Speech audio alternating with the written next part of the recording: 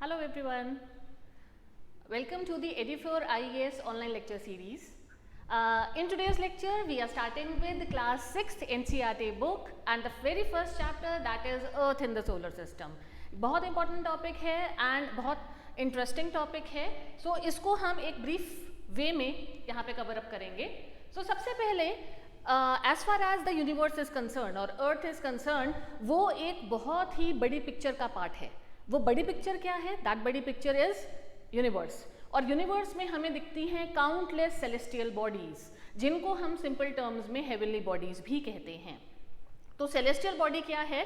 Any object which is lying outside the earth's atmosphere. अब earth के atmosphere के beyond हमें कोई भी जो ऑब्जेक्ट स्काई में नजर आता है उसको हम सेलेस्टियल बॉडी कहते हैं. इस डेफिनेशन के हिसाब से sun is a celestial body, moon, asteroids, planets, then different galaxies और मिटियोर्स, ये सारे सेलेस्टियल बॉडीज होते हैं. और इन सबका जो अरेंजमेंट है वो एक सीक्वेंस वाइज चल रहा है. आप अगर इस सीक्वेंस वाइज को देखोगे तो ये क्या कहता है? सबसे पहले यूनिवर्स आता है. Universe is made up of millions and millions of galaxies. Galaxies जो हैं उनमें होते हैं कलेक्शन ऑफ स्टार्स, जिनको हम कॉन्स्टलेशंस कहते हैं. कॉन्स्टलेशंस में स्टार्स हैं, स्टार्स जैसे कि हमारा सन. इन सन के आगे इनकी अपनी फैमिली होती है जिनको हम कहते हैं सोलर सिस्टम, जिसमें सन है, उसके अराउंड रिवॉल्विंग प्लैनेट्स हैं, डस्ट पार्टिकल्स हैं, गैसेस हैं और छोटे छोटे ऑब्जेक्ट्स हैं जैसे asteroids, comets, meteors etcetera.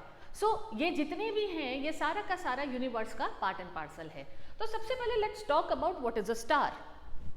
Objects twinkling in the sky inspired the poem twinkle twinkle little star. अगर अब इस स्टार को अगर आप देखो तो ये एग्जैक्टली है क्या? ये गैसियस मास है जिसमें thermal nuclear fusion reaction is going on. अब इस न्यूक्लियर फ्यूजन में क्या होता है? Lighter gases combine together to form a relatively heavier gas. अब जैसे हमारा सन है, इस केस में क्या हो रहा है? Hydrogen is combining together to form helium and as a result of it enormous amount of heat and light is produced. And ये जो हीट एंड लाइट है फिर ये सस्टेन करती है उसके नियर बाय सोलर सिस्टम को या उसके प्लानिटरी सिस्टम को. सो स्टार्स जो हैं हॉट ग्लोइंग गैसियस मास हैं, न्यूक्लियर फ्यूजन रिएक्शन चल रहा है एंड ये ल्यूमिनस बॉडीज होते हैं. जैसे मैंने आपको भी बताया, क्योंकि न्यूक्लियर फ्यूजन रिएक्शन में enormous amount of heat and light is being produced, so ये ग्लो करते हैं. These are the glowing masses, right. और ये जो स्टार्स हैं इनका जो डिस्टेंस है वो एक दूसरे से बहुत ज़्यादा दूर होता है. दो जिस टाइम हम स्काई में देखते हैं इट अपीयर्स कि ये जो स्टार्स हैं ये काफ़ी क्लोज हैं एक दूसरे के, but in reality this distance is hundreds of millions to trillions of kilometres. अब जैसे अगर हम अर्थ की ही बात करें, हमारा जो सन है उसके साथ हमारा average distance is 149.6 million kilometres. So it's enormous distance. और उसके बाद सन के बाद जो हमारा नेक्स्ट क्लोजेस्ट स्टार है that is Proxima Centauri. And as far as this Proxima Centauri is concern, इसका जो डिस्टेंस है from the earth that is 4.2 light years. Now light year एक ये यूनिट है जिसको हम यूज करते हैं in measuring distances in the universe, because universe इतना वास्ट है कि उसकी जो पूरी डायमेंशन है हमें वो ही नहीं पता.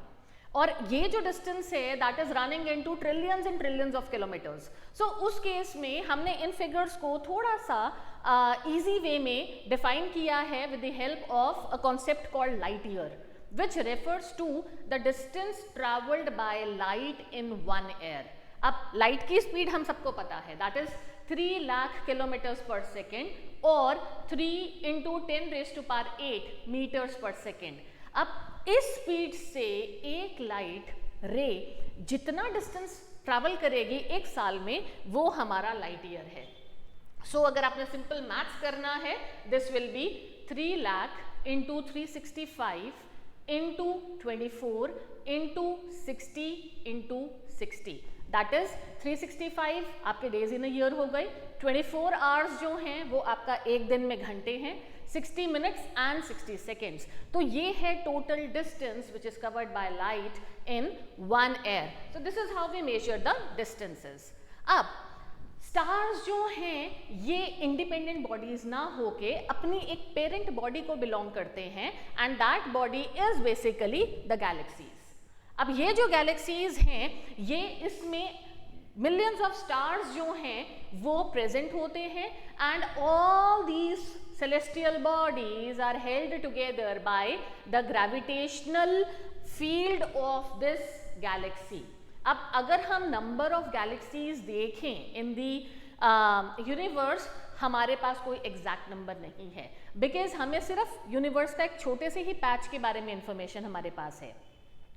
बट एक एस्टिमेट क्या कहता है, the total number of galaxies in the universe में रन इनटू मिलियंस। सो हमारा जो सन है या जो हमारा सोलर सिस्टम है, it belongs to a galaxy जिसका नाम है मिल्की वे, और इसको हम हिंदी में कहते हैं आकाश गंगा।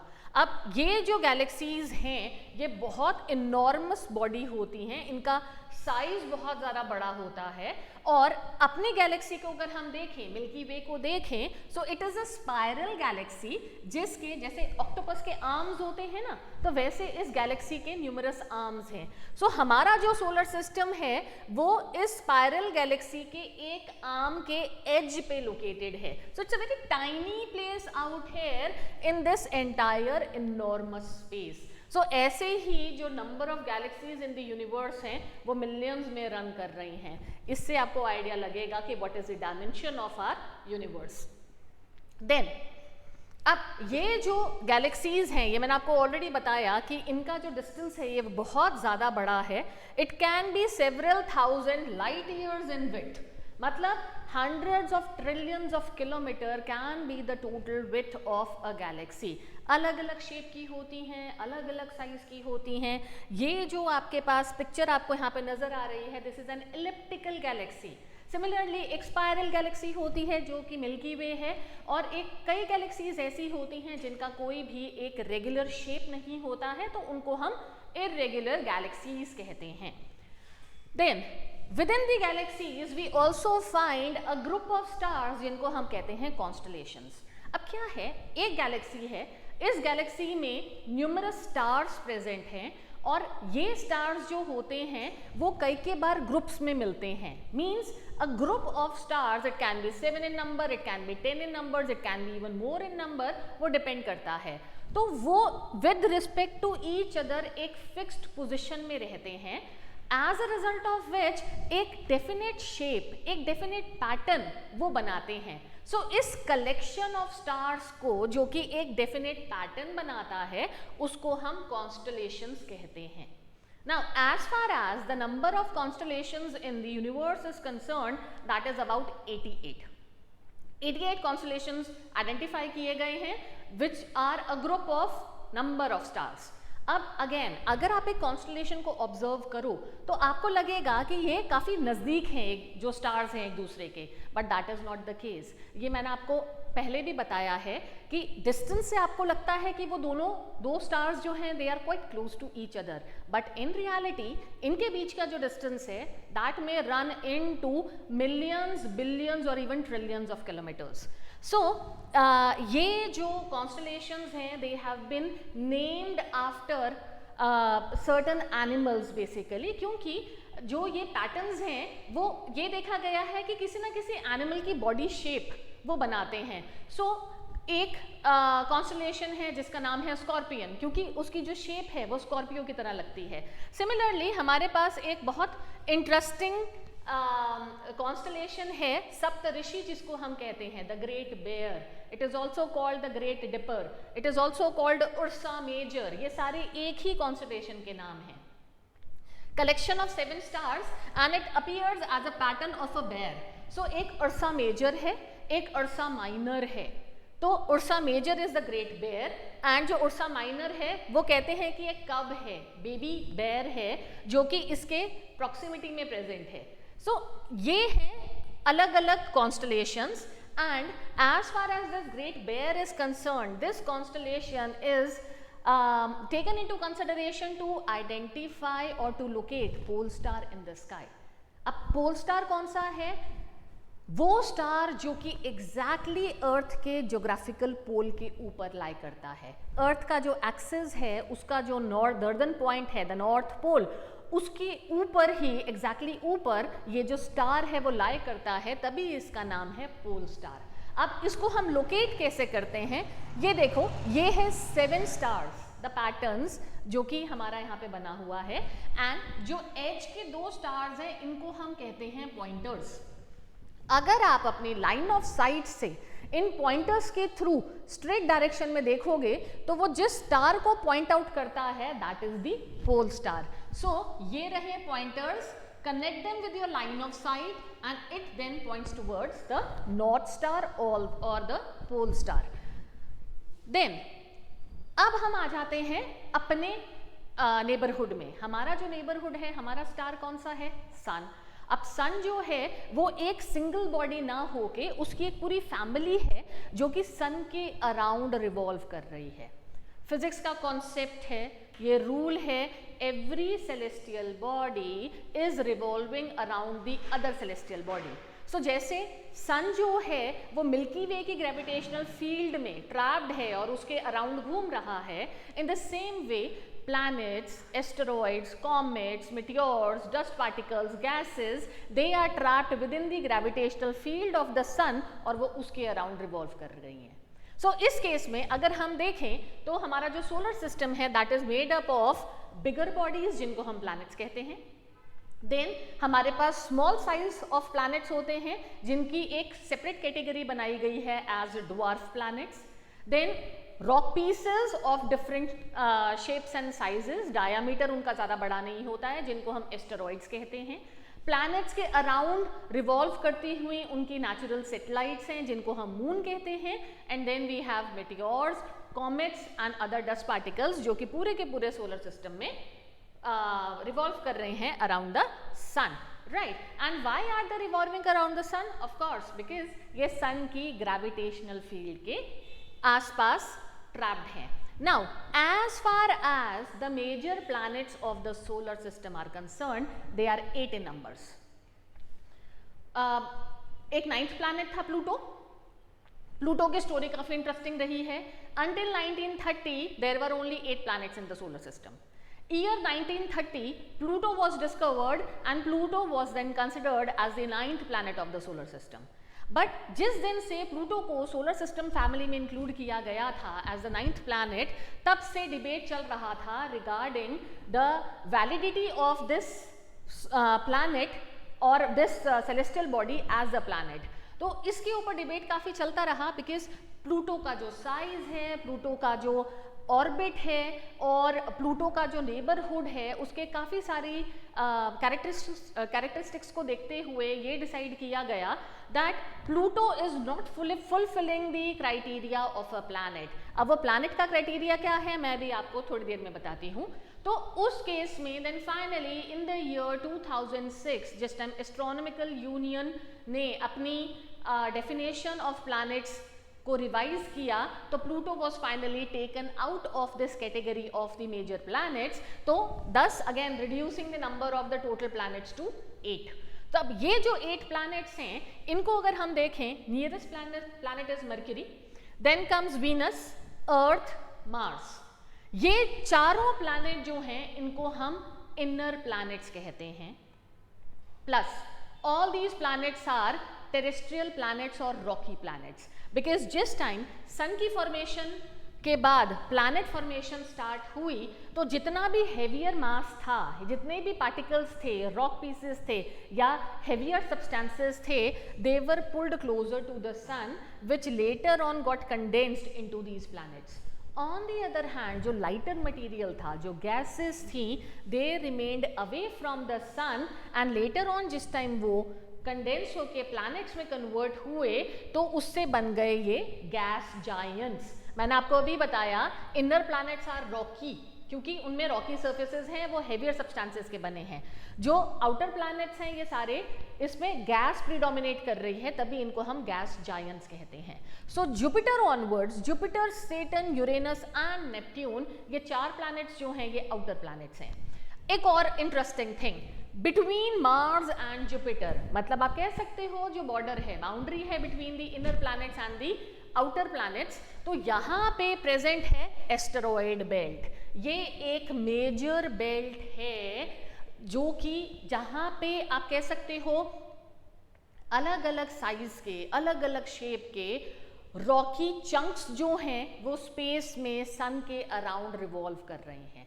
अलग अलग थियरीज हैं। एक पॉपुलर जो कॉन्सेप्ट है regarding the existence of asteroid belt, वो क्या कहता है कि यहाँ पे पास्ट में कभी एक प्लैनेट एग्जिस्ट करता था between Mars and Jupiter, but may be कोई एक रोग प्लैनेट या रोग एस्टेरॉयड कहीं और से स्पेस से आया and it banged into this asteroid belt and hence it shattered. जो यहाँ पे प्लैनेट था इस एस्टेरॉयड बेल्ट में, it shattered into smaller pieces, जिसके कारण बन गई हमारी ये एस्टेरॉयड बेल्ट। अब इन प्लैनेट्स को अगर हम देखें, मरकरी का जो ऑर्बिट है वो सबसे छोटा है, ऑफ कोर्स, क्योंकि ये सबसे नजदीक है सन के, यानी कि जो मरकरी की एक रेवोल्यूशन है, 1 year of Mercury is very small as compare to the years of the other planets. For example, Mercury जो है उसका एक रेवोल्यूशन 88 डेज में कंप्लीट होता है। वीनस जो है उसका एक रेवोल्यूशन 255 डेज में कंप्लीट होता है। अर्थ, आप सबको पता है, it takes about 365 days and 6 hours to complete 1 rotation. So जैसे जैसे हम सन से दूर जा रहे हैं वैसे वैसे जो सन के अराउंड रेवोल्यूशन पीरियड है वो कम होता जा रहा है। और नेपट्यून जो है, it takes maximum time to revolve और complete 1 revolution around the sun, that is nearly 164 earth years. So this is how it is going on. Another very interesting thing, Mercury is the smallest planet of the solar system. Venus is the hottest planet of the solar system. Hottest planet क्यों है? क्योंकि Venus का जो maximum atmosphere है that is made up of carbon dioxide, and carbon dioxide greenhouse gas है.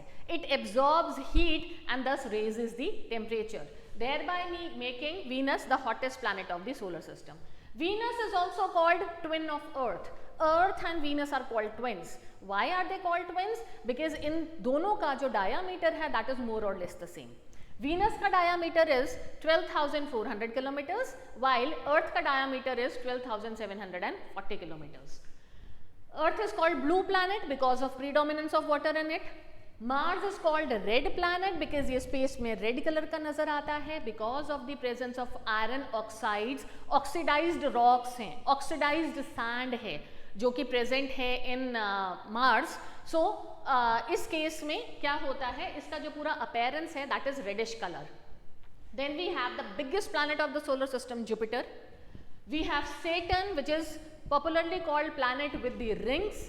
Then we have Uranus and Neptune which are ice giants, because इनका जो distance है फ्रॉम द सन वो इतना ज़्यादा है कि वहाँ पे सोलर हीट इफेक्टिवली पहुँच नहीं पाती है, and that is why even the gases are in frozen state, hence the name frozen planets और आइस जायंट्स।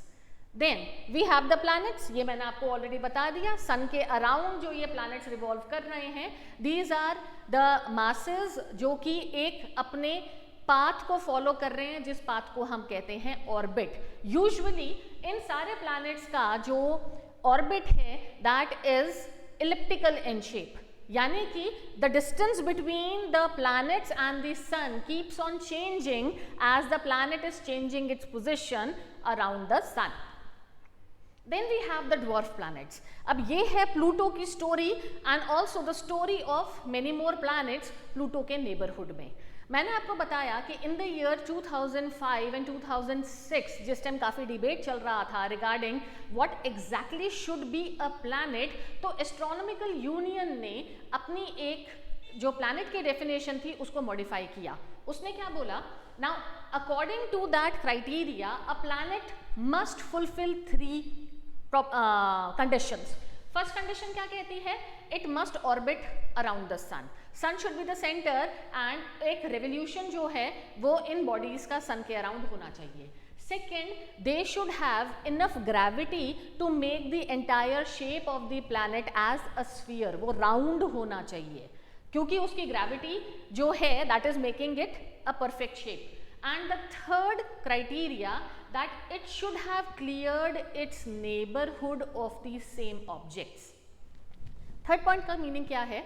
अगर एक मास बड़ा है, उसका ग्रेविटेशनल फील्ड काफ़ी स्ट्रॉन्ग है, उसकी ग्रेविटेशनल पुल काफ़ी स्ट्रॉन्ग है, तो उसके नेबरहुड में जो छोटे छोटे साइज के और रॉक पीसेस या डस्ट पार्टिकल्स या गैसेस होंगी, तो प्लैनेट उसको अपनी तरफ अट्रैक्ट करके अपने में मर्ज कर लेगा when the planet was in the stage of formation. अब इस केस में देखें तो Pluto no doubt first two criterias fulfil करता है. It is orbiting around the sun in a path and Pluto is round in shape, but as far as the third criteria is concerned, Pluto does not satisfy the third condition. क्योंकि Pluto के neighbourhood में अगर आप देखो तो आपको काफ़ी सारे रॉक पीसेस और छोटे छोटे प्लैनेट्स और मिलते हैं. यही रीज़न है why the planet Pluto was taken out of the major planet categories. Pluto जैसे ही छोटे छोटे कई ऑब्जेक्ट्स और हैं जो कि उसके नेबरहुड में हैं, दो all these objects are revolving around the sun and these objects are planets like Makemake, planet like Ceres, then we have Iris, we have Luna, and all these planets are called dwarf planets along with Pluto.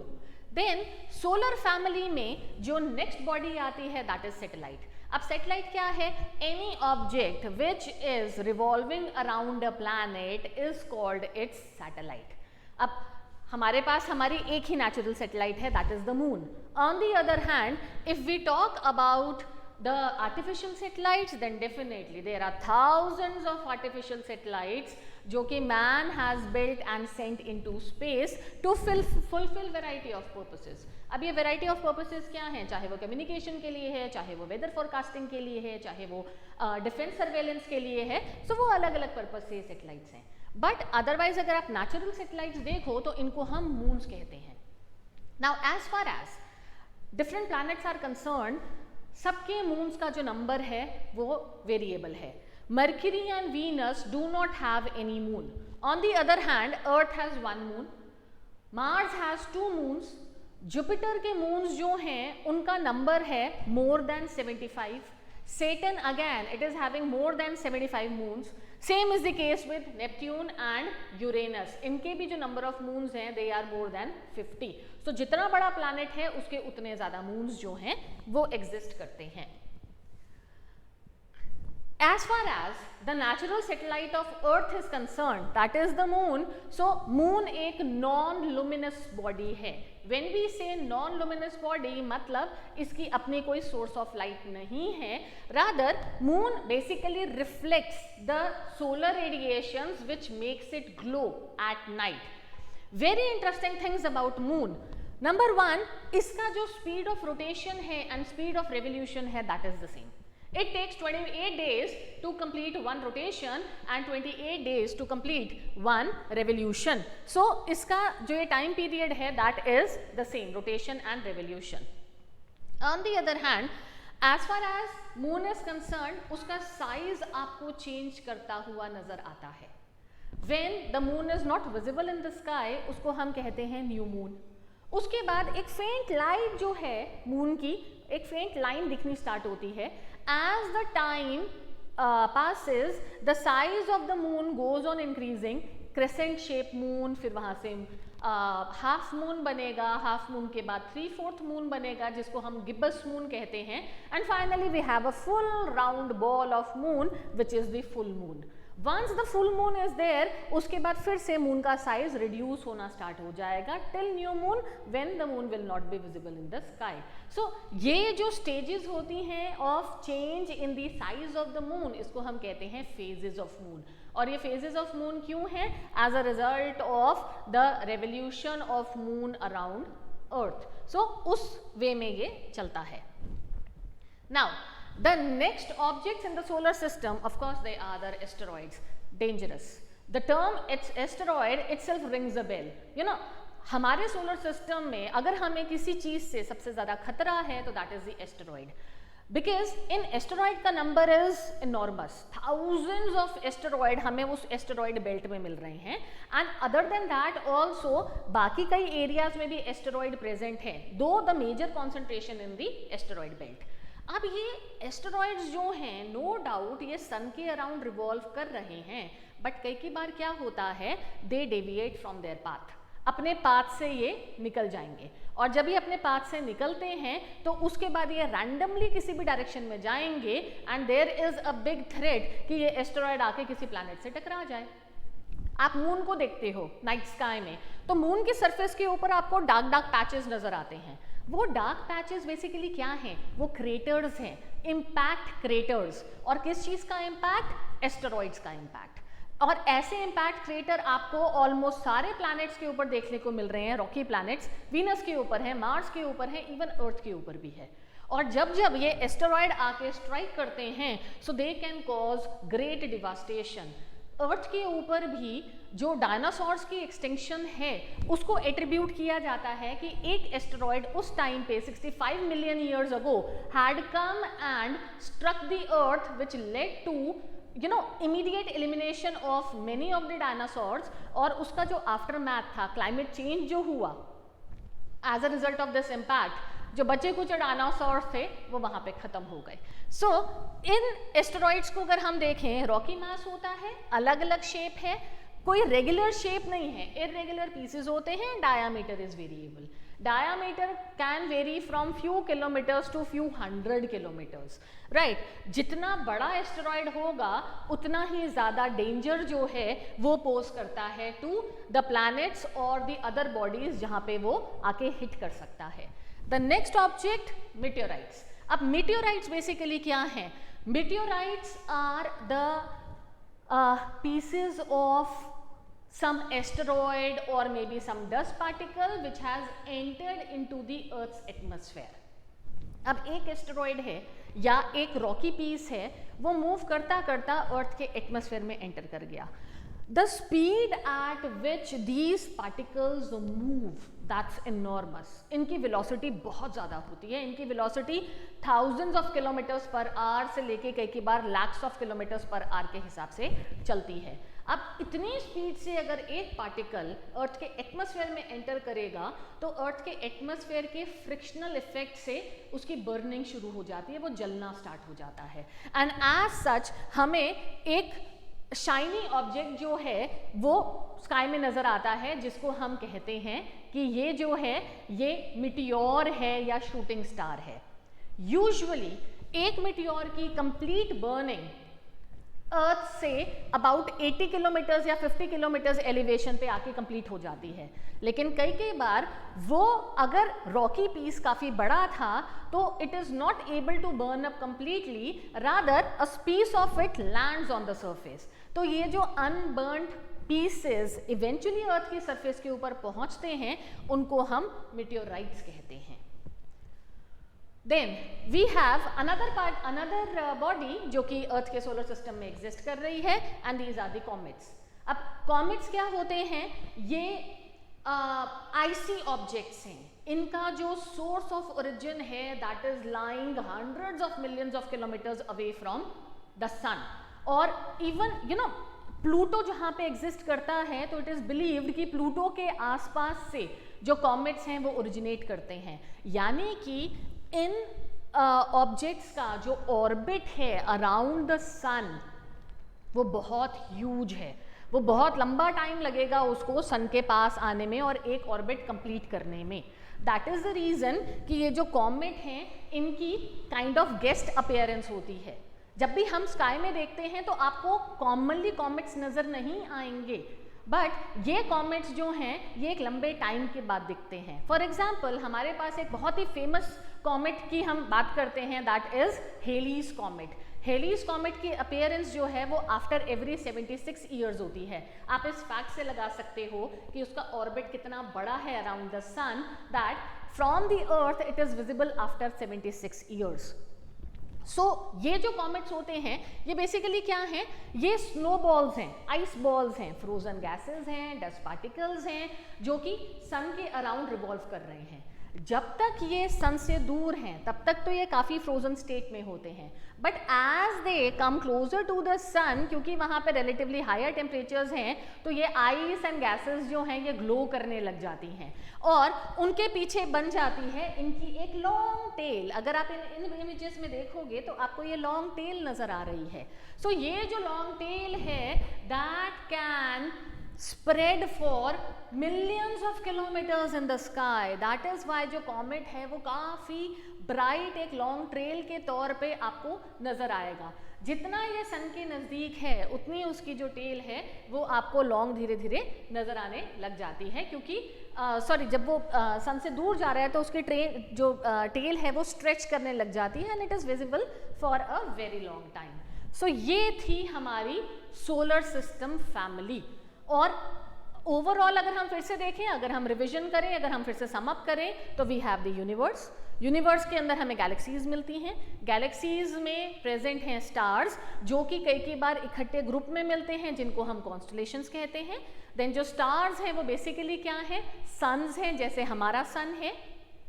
सन की आगे family होती है उसका solar system, जो कि सन के around revolving objects होते हैं which include planets, dwarf planets, asteroids, comets, meteoroids, satellites, right? So this is all about the Earth in the solar system. Now let's have a quick recap in the form of this quiz.